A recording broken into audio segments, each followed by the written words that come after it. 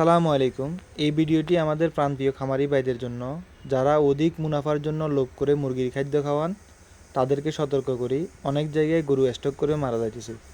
খাদ্যটা মুরগির জন্য তৈরি করা হয়েছে অতিরিক্ত প্রোটিন ও বিভিন্ন ইনগ্রিডিয়েন্টস মিক্স করে। একটি ব্রয়লার মুরগিকে জন্মদিন থেকে 40 দিন পর্যন্ত এই ফিড খাইয়ে বাজারজাত করা হয়।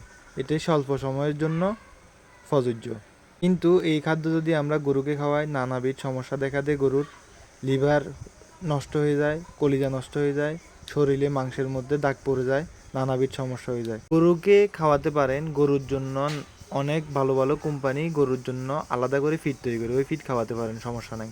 তবে ওই ফিডও গরুর নির্দিষ্ট মাত্রায় খাওয়াতে হয়, গরুর বডি ওয়েট অনুযায়ী। এই মুরগির ফিড গরুর স্বাভাবিক বেড়ে ওঠা বাধাগ্রস্ত হয়, গরু অনেকটা দুর্বল হয়ে যায়। এই মাংস খেলে আমাদের শরীরে নানাবিধ জটিলতা দেখা দেয়। নিজে সতর্ক হন, অন্যকে সতর্ক করুন।